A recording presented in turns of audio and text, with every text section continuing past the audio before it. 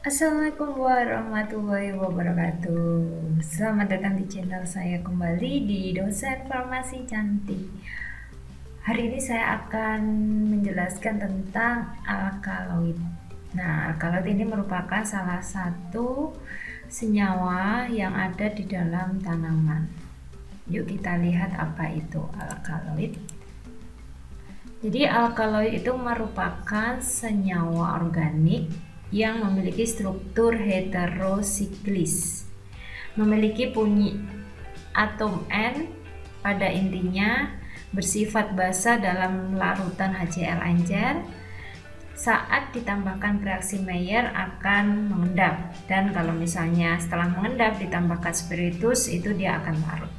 Jadi itu alkaloida. Sifat umum alkaloid yang pertama adalah adanya ikatan nitrogen, baik bentuk primer, sekunder, tersier, kuaterner, ataupun amonium hidroksida dan siklis. Bersifat basa, sebagian besar sukar larut dalam air kecuali nikotin, tetapi dia larut dalam pelarut organik. Contohnya benzena, seperti itu. Memiliki elektron sunyi, punya sepasang dan mengikat proton secara kovalen. Dan dia juga merupakan optis aktif ke kiri, bentuk alkaloid kristal, padat, amorf, dan cairan, ada macam-macam.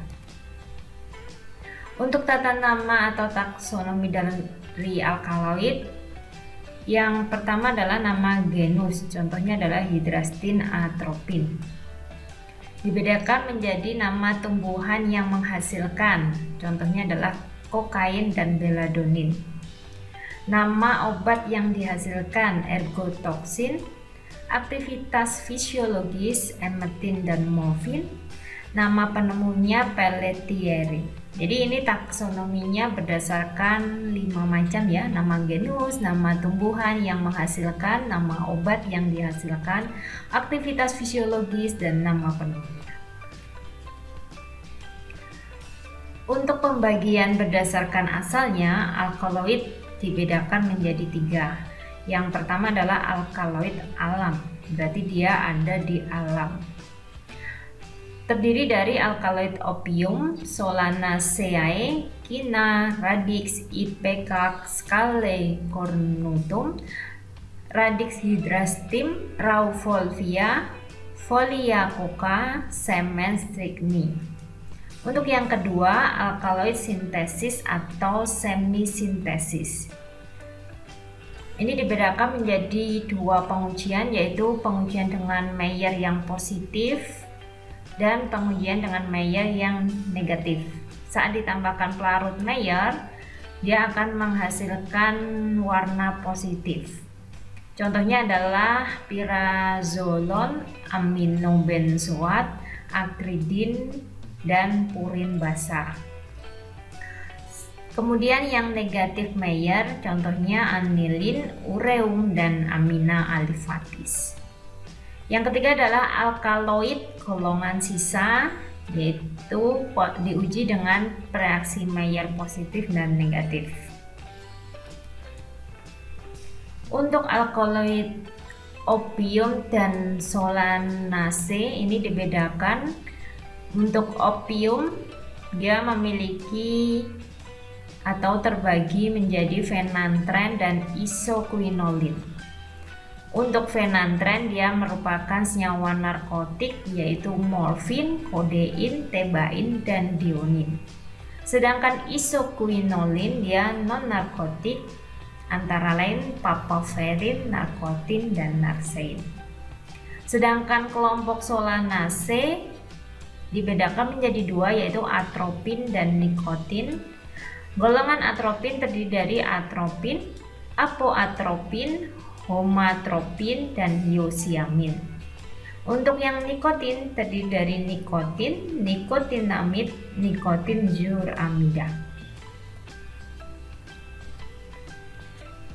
Untuk pembagian berdasarkan ring struktur dalam molekul ada berbagai macam. Yang pertama adalah turunan piridin atau piperidin, 2 turunan tropan, 3 turunan quinolin, 4 isoquinolin, 5 imidazol, 6 indol, 7 turunan purin basa, 8 fenantren, yang ke-9 steroid. Bagaimana cara analisa golongan alkaloid dibedakan menjadi 3, yaitu cara fisik, cara kimia, dan cara fisikokimia. Untuk cara fisik ini yang bisa kita lihat secara mata yaitu titik lebur, indeks bias, dan sublimasi. Sedangkan cara kimia terjadi adanya reaksi warna, reaksi pengendapan atau kristal.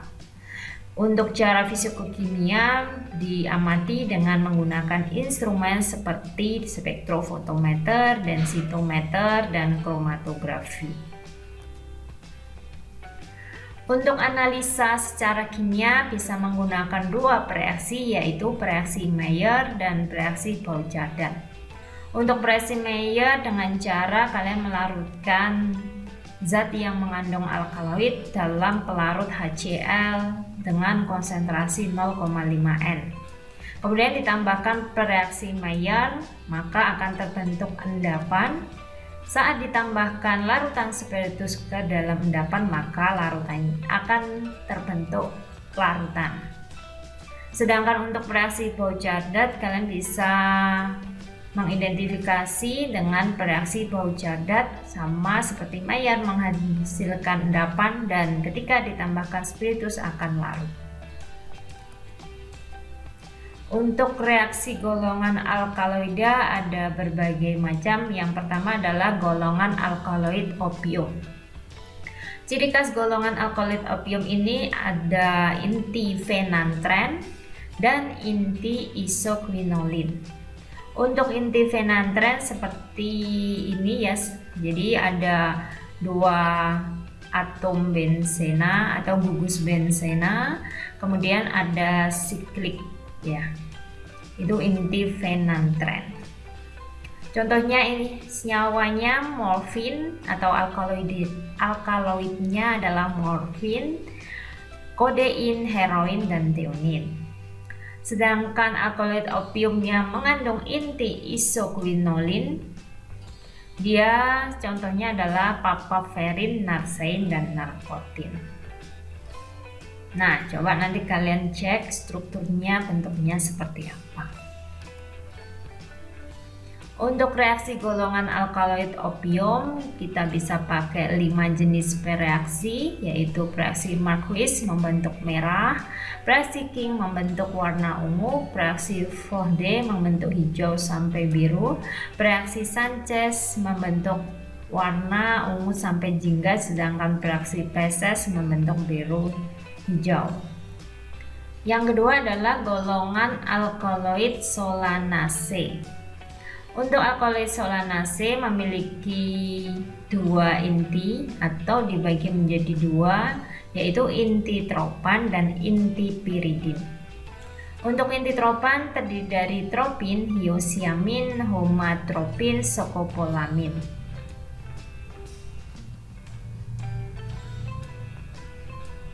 Sedangkan inti piridin terdiri dari nikotin dan nikotin amida. Untuk reaksinya terhadap golongan solanase ada reaksi Vitali yang dia akan menghasilkan ungu, di mana caranya adalah zat ditambahkan dengan asam nitrat pekat, kemudian dipanaskan di dalam water bath sampai kering dan ditambahkan spiritus alkali membentuk warna ungu. Yang kedua adalah reaksi Waski membentuk merah sampai violet. Zat ditambahkan pedap, ditambahkan H2SO4 pekat akan terbentuk larutan merah ungu. Yang ketiga adalah reaksi Courbet membentuk larutan merah sampai ungu, di mana zat ini akan ditambahkan HNO3 pekat, dipanaskan dalam larutan Zn di dalam HCl ditambahkan beta-naftol membentuk warna ungu.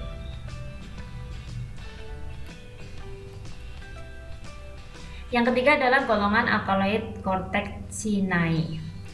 Untuk golongan ini memiliki inti quinolin, contohnya adalah kinin, quinidin, sinkonin, dan sinkonidin. Bagaimana cara mengujinya? Yang pertama dengan menambahkan larutan H2SO4 encer akan terbentuk suatu fluoresensi biru. Ketika ditambahkan preasetaleosin, maka larutan zat dalam asam asetat encer kita tambahkan 1 tetes aqua brom, ditambahkan juga amonium berlebih, akan terbentuk warna hijau. Jika dalam larutan itu terbentuk warna hijau, maka mengandung kinin dan quinidin. Kalau tidak warna hijau, berarti dia termasuk golongan kinkoni dan kinkonidin. Yang ketiga adalah preasyeritrosin, di mana larutan alkolida dilarutkan dalam HCl encer, ditambah dengan aqua brom, ditambah dengan kalium ferrocyanida, ditambah CHCl3 dan amonium, kemudian dikocok. Lapisan CHCl3 atau kloroform akan terbentuk warna merah, maka dinyatakan memiliki kandungan kinin dan quinidin. Terus yang keempat adalah preasyherapatit, di mana larutan alkaloid ditambahkan 1 tetes reagen yang merupakan campuran aqua ditambah spiritus ditambah asam asetat pekat sama banyak, ditambahkan I2 atau iodida, akan terbentuk kristal yang spesifik berwarna coklat sampai violet, maka menandakan dia mengandung kinin. Yang keempat adalah golongan alkaloid skala cornutum. Untuk golongan ini memiliki inti indol, dibagi menjadi senyawa ergotoksin, ergotamin, dan ergometrin. Untuk reaksinya menggunakan reaksi VURK, V-Keller, dan reaksi ninhidrin di dalam alkohol. Untuk reaksi VURK, maka zat ditambahkan pedap di dalam larutan H2SO4 ditambah dengan peroksida H2O2 membentuk larutan biru. Kalau dengan reaksi V-Keller, maka larutan zat dalam asam asetat ditambahkan FeCl3 ditambahkan dengan H2SO4 pekat, maka akan membentuk suatu cincin biru. Jadi bukan larutan, ada cincin. Kemudian kalau misalnya ditambahkan reaksi ninhidrin yang sudah dilarutkan di dalam alkohol, maka dia akan membentuk warna ungu. Maka dia termasuk golongan skala cornutum.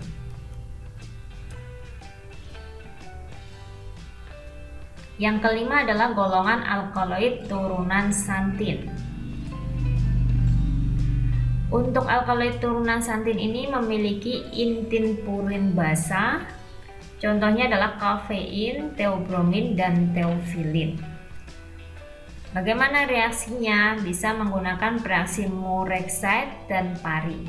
Untuk Murexide dengan cara zat ditambahkan HCl, ditambahkan KClO3, dipanaskan di dalam water bath, dan sisanya ditambahkan uap NH4OH, maka akan membentuk warna ungu. Kalau dengan reaksi pari, suatu zat ditambahkan kobalt nitrat, ditambahkan uap amonium hidroksida akan menghasilkan warna ungu yang berarti mengandung teofilin. Untuk keenam, golongan alkaloid semen strychnine, dia mengandung inti indol, contohnya adalah strychnine dan brucin. Untuk reaksinya bisa pakai reaksi VURK menghasilkan larutan biru, reaksi V-Keller menghasilkan cincin biru, reaksi ninhidrin dalam alkohol menghasilkan warna ungu, dan reaksi HNO3 pekat menghasilkan warna merah. Untuk reaksi gugus fungsi yang spesifik, yang pertama adalah reaksi terhadap amina sekunder atau yang mengandung NH. Untuk reaksi Simon, larutan alkaloid ditambahkan larutan 1% asetaldehid ditambahkan 5% Na nitroprosid akan membentuk biru kemudian berubah menjadi ungu.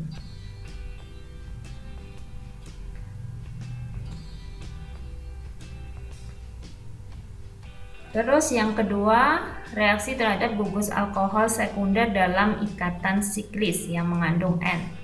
Menggunakan reaksi Sanchez, di mana zat ditambahkan 1 ml reaksi, reaksinya terdiri larutan vanilin 0,3% yang dilarutkan dalam HCl 37%, dipanaskan dalam water bath, maka akan membentuk larutan ungu merah. Yang ketiga adalah reaksi terhadap gugus formilen. Untuk gugus formilen ini prinsipnya ditunjukkan adanya formalin sebagai hasil urai karena pengaruh asam organik. Untuk reaksinya ada reaksi Weber dan Tollens di mana zat ditambahkan 1 ml reaksi. Ya, reaksinya ini dibuat dengan melarutkan 1% fluorobusin di dalam asam pekat yang ditambahkan aqueous sama banyaknya. Kemudian dipanaskan di water bath selama setengah jam, maka akan terbentuk larutan merah. Yang kedua adalah reaksi Labat-Sanchez, di mana zat ditambahkan beberapa tetes bereaksi. Reaksinya terbuat dari 10 mg asam galat yang dilarutkan dalam 10 ml H2SO4 pekat. Kemudian panaskan di atas water bath, maka akan terbentuk larutan biru hijau, biru ungu. Selanjutnya adalah reaksi terhadap gugus metoksi atau OCH3.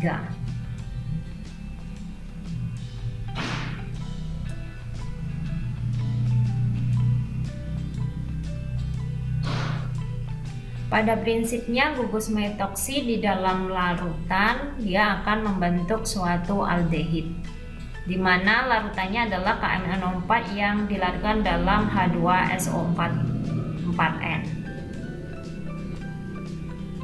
Dengan pelarut aldehid maka akan terbentuk biru. Untuk reaksi terhadap gugus benzoil bisa memakai reaksi esterifikasi yang akan memberikan bau spesifik dan reaksi Courbet sehingga terbentuk endapan merah jingga. Untuk reaksi terhadap gugus chromophore di mana menggunakan reaksi King, senyawa yang mengandung alkaloid larut atau zat yang mengandung alkaloid ditambahkan diazo A, diazo B, dan NaOH akan terbentuk warna merah. Untuk reaksi terhadap gugus oxyquinolin menggunakan reaksi Sanchez, dia akan menghasilkan warna ungu yang bersifat alkalis. Ketika ditambahkan H2SO4 encer maka membentuk jingga. Untuk selanjutnya reduksi kalomel. Ini menandakan reaksi terhadap gugus reduktor, di mana garam HCl dari alkaloid ditambahkan dengan kalomel atau Hg2Cl2, maka akan terbentuk endapan Hg abu-abu hitam. Untuk reaksinya Hg2Cl2 akan menghasilkan Hg. Untuk reaksi pengendap atau kristal menggunakan reaksi Mayer, reaksi Bouchardat, reaksi tanin, reaksi asam pikrat, reaksi HgCl2 dan reaksi Dragendorf. Sedangkan reaksi warna menggunakan reaksi H2SO4 pekat, reaksi HNO3 pekat, Edman, Frode, Marquis, dan Mandelin. Oke, sekian. Semoga bermanfaat untuk identifikasi alkaloid. Nah, ini identifikasi kualitatif ya, sehingga kalian hanya mengamati warna, endapan, ada atau tidaknya senyawa alkaloid atau golongannya apa aja, terus gugus fungsinya apa aja. Jadi bukan untuk kuantitatif. Kalau misalnya kalian masih bingung, kalian boleh tambahkan kolom komentar, share ke teman-temannya, dan subscribe gratis. Mari kita lihat video selanjutnya ya. Tunggu. Oke, terima kasih. Wassalamualaikum warahmatullahi wabarakatuh.